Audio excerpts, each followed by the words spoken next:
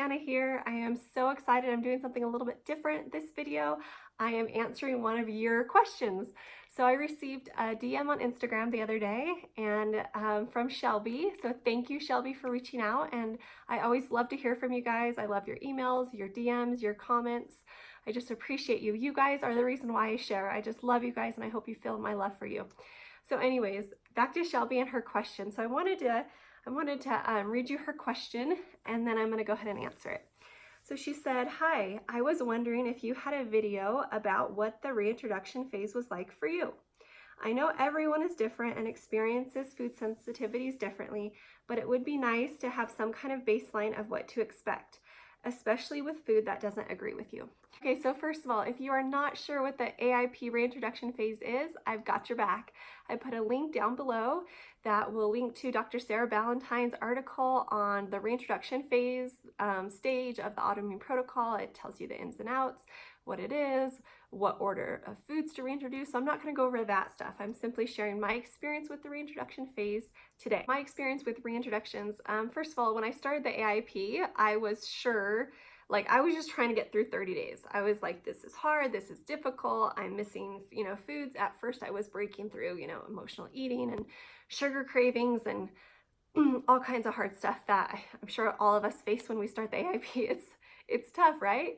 And so I was like, so the kind of general guideline for the elimination phase is like 30 to 90 days at least. And I was like, sure, oh, I'm going to be a 30-dayer. I'm going to get to my 30 days and I'm going to reintroduce foods and then right off into the sunset and it's going to be beautiful.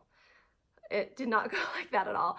So it was beautiful in that I did find relief from my autoimmune symptoms, which was awesome.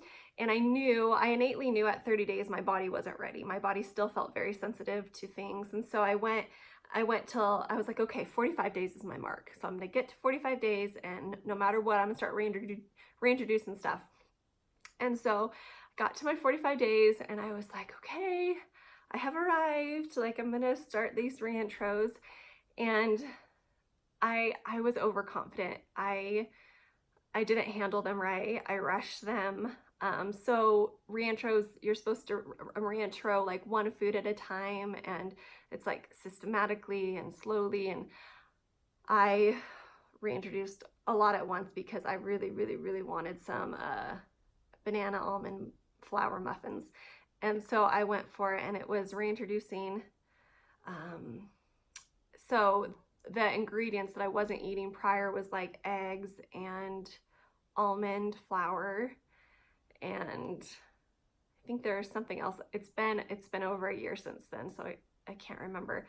And then also I love Against All Grains, Danielle Walker's coconut flour pancakes. Oh my gosh, they're amazing. And so I was really excited to reintroduce those. And so I reintroduced those two, which also had eggs in them. So anyway, the first couple days I was thinking, oh, I'm okay. Like I ate whatever, like a muffin, and then I ate a pancake, and I actually it wasn't immediate. It was then once I ate one, I kept eating them. And then within 2 or 3 days, I welcomed back all of my, well, not so welcomed back all of my autoimmune symptoms. I felt really rough. I had my fatigue back, my muscle pain, my joint pain, my brain fog, some anxiety coming back. I was still experiencing anxiety anyway at this point. My anxiety took longer to go away. But so yeah, so that was my initial experience with reintros. And then my overconfidence shattered and I realized I was not invincible. I was not cured. Even though I knew my autoimmune disease is uncurable, I was feeling pretty good because I'd been feeling better than I'd felt in years. And I thought, well, sweet, I'm done. I'm done with the AIP. Thank you, AIP, I'm done. And it didn't go that way. And so after I ate the pancakes and the muffin and had all of these symptoms come back, I was like, okay, oh, I remember what this feels like and I'm not coming back here. And so I eliminated everything again. And it took like, I don't know, I don't remember how long, I'm guessing a week or two, maybe 3 for everything to clear up again, like for everything to clear up again and for me to get back down to that like baseline relief of autoimmune symptoms. So at this point, once I got back to my relief of autoimmune symptoms, feeling better than I felt in years, I was like, no more reintros for now. I was kind of like afraid of them because it was very clear I was not ready for those, even though I did handle it wrong. And so I decided it had taken years and years and years for my body to gradually get sick and then suddenly get sick. And I figured it might take time, longer than a month, for my body to need to be on the autoimmune protocol to, I had a number of gut issues I was working through too. So I innately knew it was just going to take me longer. It was just going to take time. And the most important thing to me was I wanted to feel well. After being on the elimination phase for 10 months, I started reintros again. I just kind of knew that I was ready for it. I can't really explain, like I put together a number of weeks and months of feeling pretty well, not perfect. Like sometimes I'm like a go-getter, and I'm a go-giver. Like I love to be doing things. I love to help. I love to travel. I love to do all the things, right? And so sometimes I get carried away and then stress, comes in. And then so I would kind of have a setback here and there, but I knew it was more stress related or sleep related, and that it wasn't food related, because by this time I'd gotten the whole, cross-contamination thing down. I was very, very careful about eating out. I ate mostly at home, which I still do. So I knew I was ready for reintros. I knew I put together a long period of time of feeling well. And so when I started reintros, I handled them the right way. Things I reintroed at first were things like, so I had egg yolks was a successful one, green peas, green beans. I think I did ghee. It's kind of hard for me to remember because I'd gotten so used to eating strict elimination phase autoimmune protocol, and I was happy doing it. Like I had my favorite AIP elimination foods, like I had my life back. I was like good, I just was doing reintros because I felt like I should, because there are a lot of nutrient dense foods to reintro that will help my health. And so I felt like, okay, I should go ahead and do that, but it wasn't because I was missing eggs. I wasn't by this point. I had gotten used to eating AIP breakfasts.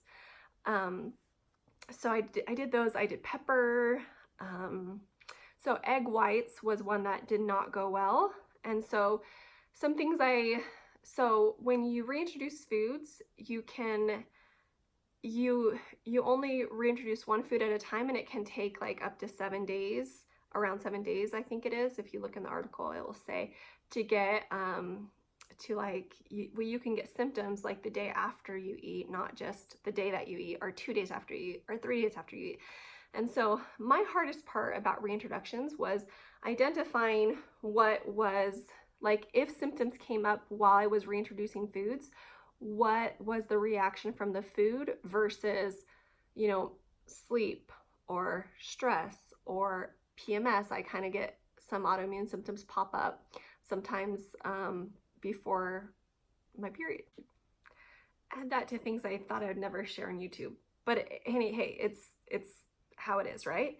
And so it was really hard for me to, important for me and hard for me to identify, okay, I know that this reaction is from the egg white I ate, versus maybe I was reintroducing egg yolks and I knew I didn't sleep well for 2 nights in a row, and so that was from sleep. Or so anyway, it's really, in my mind, it's really important as you're going through the reintroduction phase that you really hone in on your sleep and your stress levels, and that you're moving but not over exercising, that you have all of those AIP lifestyle factors in check, so that I think that makes it a lot easier to identify when you're having a reaction to a food versus stress or sleep. So where am I at now with reintroduction? So where I'm at now is 2019 has been a crazy busy year. I have traveled 7 times since the beginning of the year. I love to travel. I started the NTP program. So that's the Nutritional Therapy Practitioner program with the Nutritional Therapy Association, which is an amazing program. I am loving it. It is a lot of work. It is a lot of work. I love geeking out over all of it, but it is a lot of work. And then also we moved. I was born and raised in Southern California. So was my husband. We lived there our entire 18-year marriage so far, and we just moved out of state to the mountains in Utah. It's beautiful, but it was a huge change. moving was a lot of stress. And so my whole point in sharing what's been going on in 2018 is that because I know of all of these things happening, and I know that as much as I try to manage my stress through meditation and gentle yoga and getting outside and communicating with my husband, like I'm not a robot, like I'm not perfect. And so there have been like stressful times this year with everything going on. And so how I've handled that is I back off on my reintroductions, and I'm pretty much strict elimination. I still have like reintros like green beans and green peas, but I just pay attention to how I feel. So listening to my body is key. And right now I feel best when I pretty much eat AIP strict elimination phase. And the awesome part of AIP is that you can go back to the elimination phase like anytime, well, I've only been sick once. So I've been on the AIP a year and a half, and I've only been like cold or flu sick once, and it was the week after we moved a couple months ago. So even in the wintertime when my husband, I think he got sick once or twice, my kids got sick once or twice, I didn't. And so anytime anybody in my house is sick or if I'm starting to feel something, I go back elimination phase. So, and again, I'm happy eating on the elimination phase, so I like it. It's not a big deal to me. I have my like favorite, like if I feel like I need a treat, I have like my favorite AIP snacks or my favorite AIP treats. And so I have another pretty big month. I'm going to be traveling to more. I'm going to the Walls Protocol Seminar, which I am so excited about. If you're going, let me know. I'd love to meet up. And then I have my NTP weekend with my midterms coming up. And then, and we just moved a month and a half ago, so we're settling in. So anyway, I'm still planning on kind of holding off on more reintros for now, just because I do feel like I'm kind of pushing things. So I think one more question that you may have is, what did my symptoms look like? How did I know a reintro failed? And so I would know a reintro failed things like a return of any of my autoimmune symptoms. So my personal autoimmune symptoms are things like a fever, a low-grade fever, fatigue, brain fog, anxiety, muscle pain, joint pain, things like, okay, there's this like symptom I get, I hate it. It's like my worst one, I think other than the fever. I really don't like the fever too, but the only way I can describe it is it feels like there's like a raging storm going on in my body, and like I have to like lay down and just ride it out. Like it gets so bad that I couldn't watch TV or read. Like I just like, so I rarely get that anymore. And if I do, it's a very, very mild storm. At my rock bottom, it was like, whew, one of those crazy thunderstorms that are just, I don't know, maybe hurricane in my body. And it was like I couldn't even function when that would happen. So anyway, a mild version of that. And like I said, I haven't gotten a big storm in a long time. What else? And then of course, any digestive changes, like, so I usually I can't believe I'm sharing this. I usually, when I was struggling more with my autoimmune symptoms and my leaky gut, and prior to being on the AIP, I more erred on the side of like constipation. That's not an issue at all anymore. It hasn't been for a long time, but so I'll kind of see some digestive issues if a reintro failed, not like severely, but some. So yeah, so that's kind of what my experience is with the reintroduction phase of the autoimmune protocol. If it's too much information that I shared, I'm sorry. Hey, it is what it is, and I know I'm not the only one. So yeah, hopefully I answered all of your questions on the reintroduction phase, my experience with it.